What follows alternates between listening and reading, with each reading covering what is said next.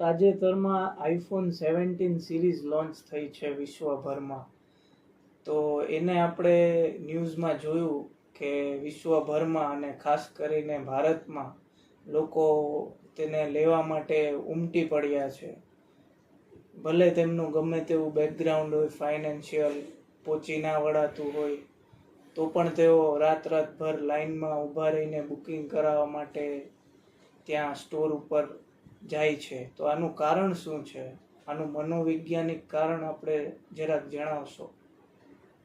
આમાં વિવિધ પાસાઓ આવે છે. મનોવૈજ્ઞાનિક કારણ પણ આવે છે, એક શોખ પણ આવે છે, અને બીજું કે એક નવી ચીજ વસ્તુઓ યુઝ કરવાનો એક ક્રેઝ પણ હોય છે. દાખલા તરીકે નવી કોઈ ડ્રેસ ડિઝાઇન બહાર પડી હોય, અથવા તો કારનું નવું મોડલ બહાર પડ્યું હોય, કે પછી આની માફક કોઈ મોબાઈલ લોન્ચ થયો હોય.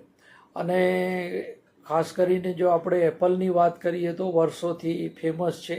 એના જ્યારે પણ નવા મોડલ બહાર પડે, કે ભાઈ આઈફોન 11, 12, 13, 14, 15, 16, 17, તો ત્યારે આટલો જ રસ જોવા મળે છે. એ એક બ્રાન્ડ વેલ્યુ પણ છે કે લોકપ્રિયતા એટલી છે.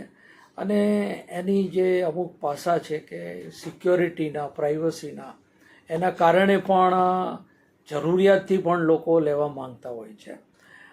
પણ મારી દૃષ્ટિએ 50% જે નવલોહિયા યુવાનો છે, તો એમને એક ઘણીવાર એવું હોય કે ભાઈ એક સ્ટેટસ સિમ્બોલ જેવું કે જો હું આઈફોન વાપરું છું, એક વેલિડેશનની જરૂર હોય, બીજા પાસેથી એક અપ્રુવલની જરૂર હોય, કે પોતાની એક ઇમેજ બનાવવાની હોય, કે ભાઈ 4 માણસ જુએ, ઓ તારી પાસે આઈફોન આવી ગયો, એમ એક સ્ટેટસ સિમ્બોલ તરીકે છે.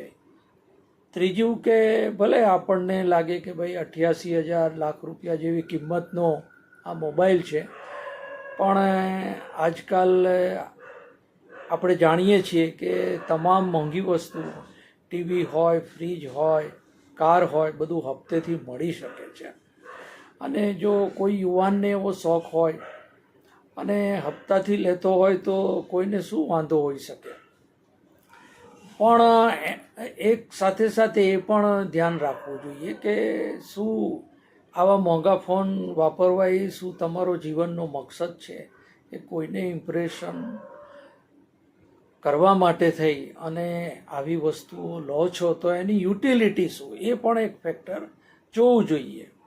તમે આજે લાખ રૂપિયાની 2 ભેંસો લાવો અને મહેનત કરો, તો 3, 4, 5 વર્ષ પછી તમને 5-10 લાખ કમાઈ આપશે. કે માત્ર સોનું લો 1 લાખ રૂપિયાનું, તો એની કિંમત વધશે. 2-5 વર્ષ પછી એ 2 લાખે જઈને ઊભું રહેશે. જ્યારે આ તમારો 1 લાખનો મોબાઈલ છે, એના કોઈ 10,000 પણ તમને આપશે નહીં. You are making loss actually. એટલે બંને રીતે તમારે જોવાનું છે.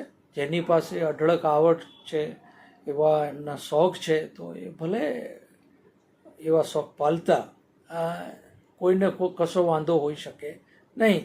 પરંતુ એક સામાન્ય મધ્યમ વર્ગીય યુવાને કે કોઈ પણ પુખ્ત વયના માણસે બીજાની દેખાદેખીમાં આવી કે ઇમ્પ્રેશન આપણી સારી પડે, એના માટે તો ખરીદવો જોઈએ નહીં, એવું હું માનું છું.